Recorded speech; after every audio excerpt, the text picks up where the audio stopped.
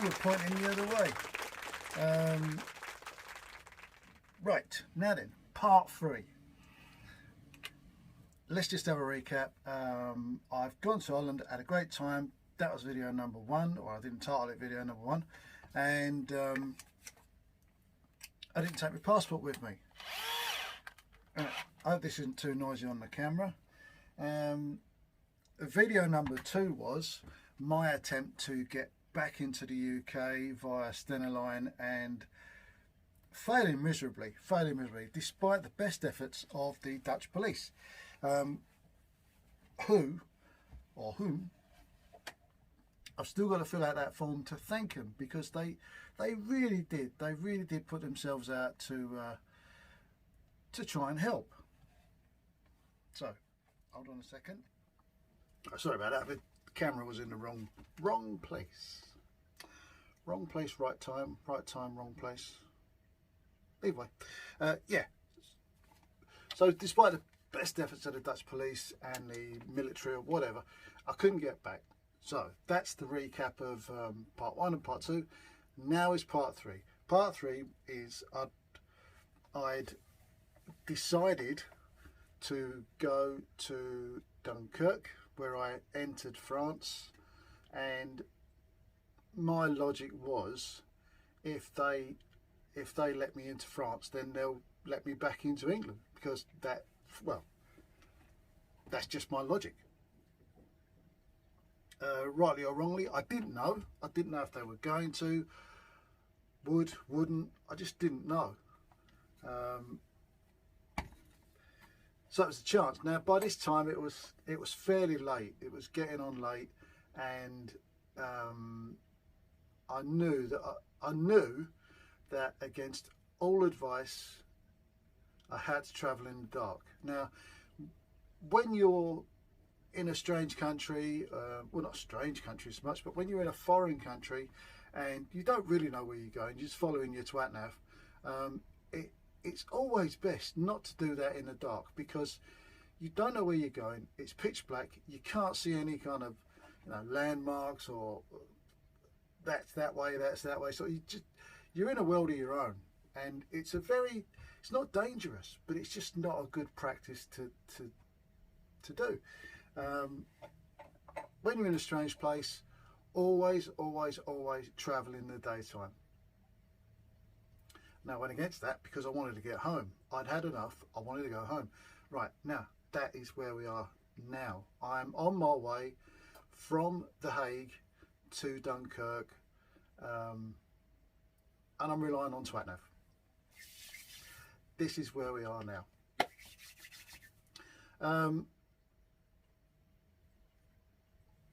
You'll know by the previous video that I'd stopped for petrol, so I've got enough petrol to get to Dunkirk. I didn't have to stop again for fuel, which was a bonus. It was getting late. I think it said 3 hours to Dunkirk on the TwatNav, so I knew I was in for a bit of a ride. It was about 10 o'clock, 9:30, sort of that sort of thing, so it was getting on late, and I didn't know where I was going. I followed the road. I'm going to start this by one of the strangest things that's ever happened, and if you've had anything similar, then let me know, because it still sends a little bit of a chill, and it kind of freaked me out at the time.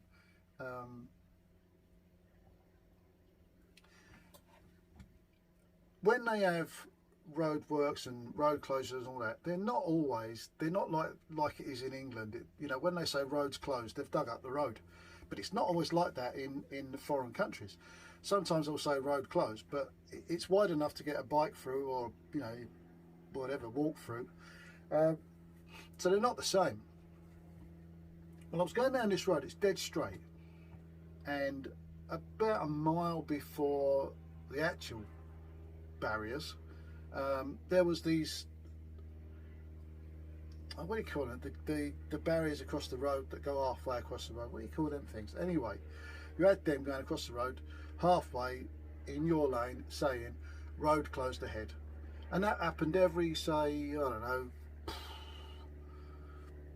I don't know, whatever, however, like it was about 4 or 5 of them that said road closed ahead, and the, you know, the thing with the no through road. Anyway, got all the way through them, got to where the road was closed, and there was a space there that I could get my bike through, and the road was closed because there was this big mound of earth on the side of the road, and there was obviously doing something with that part of the road there, but my side of the road was clear.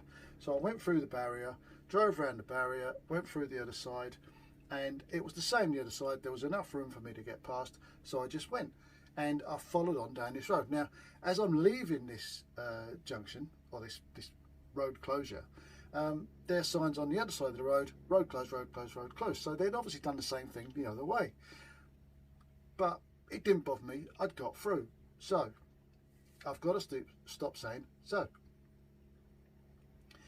I'm on this road, it's dead straight, there's huge trees either side with, you know, space in between them, so they're huge trees either side.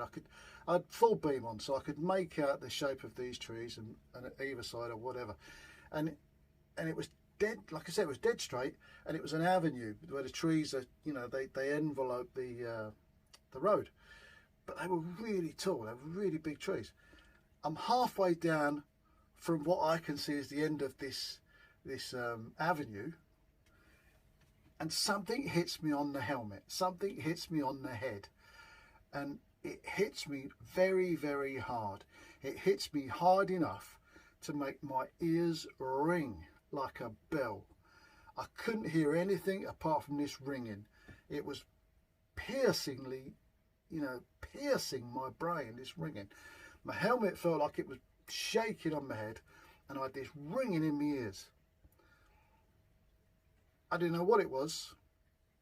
Obviously, it was pitch black apart from my full beam on my bike. I wasn't injured, so I just kept going.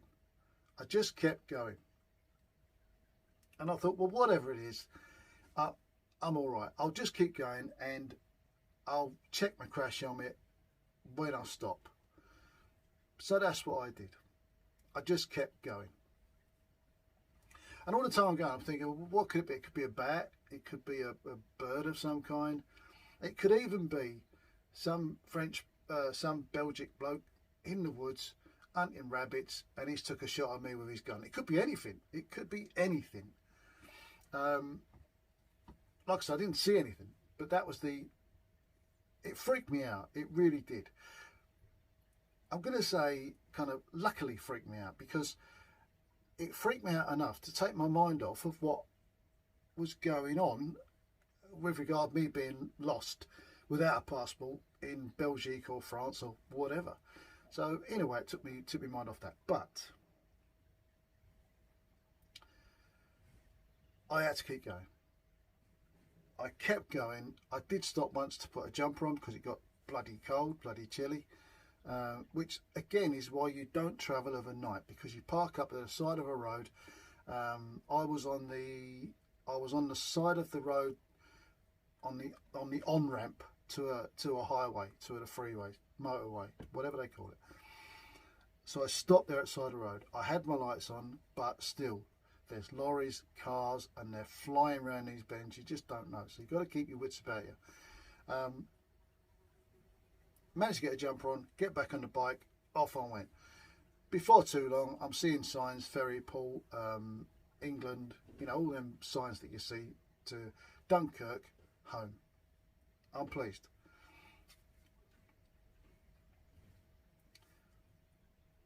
I always find the signs going to Dunkirk or Calais very confusing. It's just me, I do. Others don't. Others go straight there and they know where they're going, and it's all like Petit Déjeuner Rodney. But I don't know where I'm going, and I always get confused by these signs. I don't know why. I just do. Anyway, in the end, I've cottoned onto it, and I've got it in my own mind where I'm going and what I'm seeing and what I'm doing, and I turn off at the right junction. I head down to the ferry terminals. Now, I'm the only one on the road. There is nobody else on the road where I am. And that's been the case for about 5 miles, I guess. There has been nobody else on the road except me. Which again is another reason why you don't ride in the dark, because anything can happen. Anything can happen. Especially these days with all the you know, the climate we're living in with the refugees at Dunkirk and Dover, Calais, and you know, all that stuff. You just don't know what's going to happen. So I make my way down to, I saw the sign, DFDS tickets, went down to there, and huge relief at just getting there. Huge relief. I kind of just sat on my bike and thought, thank God for that. I'm here. I'm nearly home. With a good set of bins, I could see home. Parks my bike, walks into the ticket office, obviously with the mask on. I look like a bank robber. And I explained to the guy what happened. I said, look, I've left my license at home, but I've been over here for sort of a week, and now I want to go home. I came through this port. Can I go back? And that was kind of roughly the theme of what I said.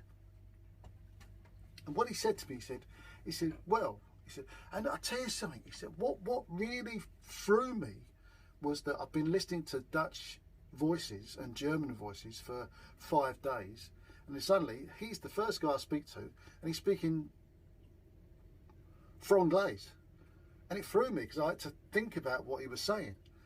Anyway, he said, I could sell you a ticket. He said, you can have a ticket now. I could do that. It's no problem. He said, but I don't know whether the guys around at Passport Control will let you have, will let you pass because you've not got your passport. He said, I can't really think of another way to do it. And the next thing he said was, well, if you buy your ticket with cash, if you don't get through, then I'll give you your money back. Well, I didn't have the cash. I only had money on a card, what do you call it, bank card. And he said, well, I can't give you your money back if you don't get through. No, he didn't say. He said he weren't. I couldn't give you money back. He said, I can give you money back, but it will take time to get back on your card. And that was all the money I had. I didn't have any more money, so I couldn't take the risk. It was about 1 o'clock in the morning, 1:30, something like that. It was late. And by the time we toed and froed and talked about what was going on and what I could do, what I couldn't do, it was getting towards sort of 2 o'clock, and I thought, I've got to get some sleep, because at the minute I've been awake for a long time. I've ridden a long journey, and I need some sleep. I've got to rest, otherwise, you know, I won't be any good to no one. So I said to the guy, I said, all right, I said, well, I'm going to get some rest. I said, I'll be back in the morning. Where do you go? I'm in the DFDS car park at Dunkirk. I don't know where the campsites are. I don't want to ride around in the dark anymore. The fuel I've got in my bike, I'm treating that as treasure, because I don't really want to waste it by hunting around for a place to put my head down. So what I decided was, and a lot of you might say, you silly bugger, what I decided was, I decided that I'd drive to the end of the car park, DFDS at Dunkirk car park, which is quite big. I'd put my bike there, I'd throw a tarp over my bike and sort of underneath. I'd get a blanket out and a bed of some kind, because I still had all my camping gear on. And I'd stay there, I'd sleep there. Now, it was really, really damp. There was a real heavy mist in the air, and it was, you know, you just knew that in the morning there was going to be a real heavy dew everywhere. So I knew I had to be covered over, otherwise I'd have been soaking wet. I was hungry. I hadn't eaten since about 4 o'clock in the afternoon. So I'd gone a long time without any food whatsoever. I had a bit of food on my bike. I had like a porridge oats, add hot water to it, and porridge oats, one of those. And I thought, I'll have that because it might warm me up, because I was cold. It might warm me up and give me something inside me, just to keep me going until the morning. So I got the camping stove out, the kettle. I had water on the bike, and I don't add water, stir, wait a couple of minutes, eat. That's what I did. I made it fairly kind of sloppy, if you like, sloppy. I made it a good watery mix, just for ease of eating. If I run out of energy to spoon, I just pour it, and that was what I did. Now you could say, well, you had your tent on your head. Why didn't you go into the grass bit and pitch your tent and all that? Well, I didn't do that because I didn't want to set my tent up and then have somebody come around saying you can't put that there in 15 minutes when I've just nodded off or something. You know, one of those. I thought, I'll just put this over my bike, keep it simple. If somebody comes along and says you can't put that there, you've got to move, it's all very simple. It will take minutes to pack up and I'll be on my way. I'll have to find somewhere else then. So that was the kind of logic behind that. I didn't have any kind of, I had tea making, you know, I had the tea bags and I had water and all that, but I just wanted to get this food inside me and get to sleep. Right, so that's what I did. I managed about 3 hours sleep, but I can't say it was 3 hours continuous sleep because it weren't. I've slept in many, many places on many, many floors. And I've got to tell you, DFDS car park in Dunkirk is the most uncomfortable floor I have ever laid on and slept on. Honestly, I will never do it again if I have to. If I don't have to, you know what I mean. Right, and that's where we are. We're up to that point now. I've had a couple of hours sleep. Honestly, obviously, I've let the wife know what's going on via messages and all that. She's woken up at whatever time, 7 o'clock, 6 o'clock in the morning, whatever time she woke up, read my message and phoned me straight away. Now, remember, you're an hour in front in French France or Europe. So she's phoning me at 7. Well, it's 6 o'clock in the morning over there. I've only been asleep about 2.5 hours. So I had a quick chat with the wife, told her what was going on, and I said, look, I've got to go back to sleep for just another hour at least. I need to sleep. So I hung up, went back to sleep for another hour or so. When I woke up, I took my time getting myself together. I didn't want to rush around. There was no point. There was no point rushing around. Just take your time, get your thoughts, you know, in order. Process everything so that you know the what ifs. What if that happens? What if that happens? What if they send me there? What if they send me there? If I don't if they don't let me through, where am I going to go? Do I go to a campsite or do I go to a friend's house? You know, all these things were going through my mind. But I had to do that because you have to have a plan B, because if plan A fails, which it regularly does for most people, you have to have a plan B. And my plan B was one of those two things, a campsite, or if it's possible, stay with friends in French France. Anyway, gets everything packed up on the bike. You know, it's all packed and how it should be, so I can go anywhere. It's all strapped down. I will add that there were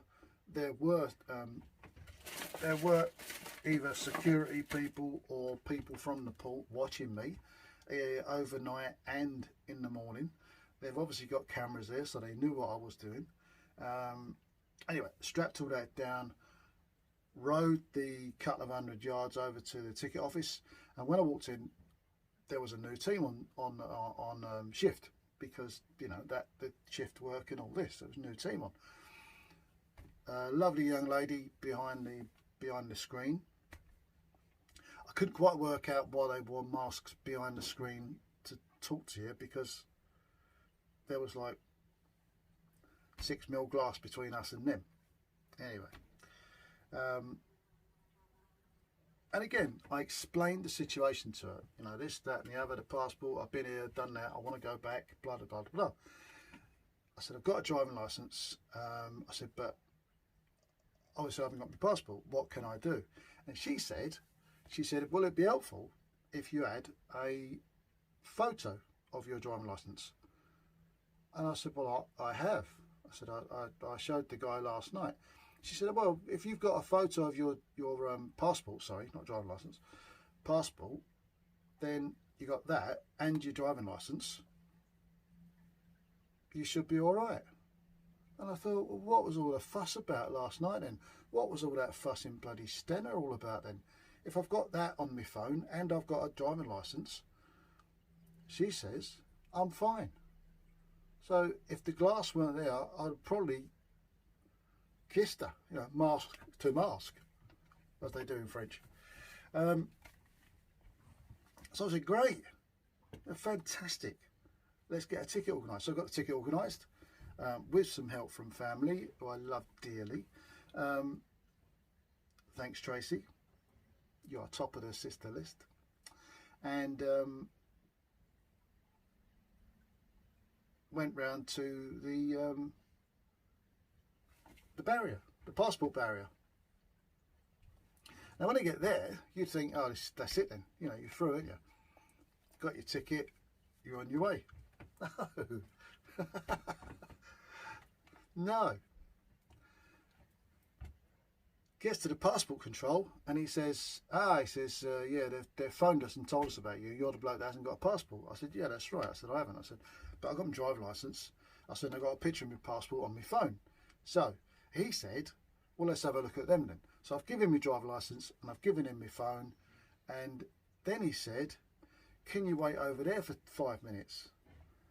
And I looked around and there was a bit in the shade and it was just past the barrier, but on another lane that weren't being used. He said, I need my supervisor to come down and talk to you. I thought, oh no, you know, he can turn me round. He can say, no, I'm not letting you through this checkpoint because, you know, whatever. He has the ability to do that, authority to do that. Anyway, I wait there. The guy in the what do you call them things? The booth. The guy in the booth, he's still got my passport, he's still got my phone, and he's still got my driving licence. The phone's obviously got the picture of me passport on it, so yeah. And all things go through your mind.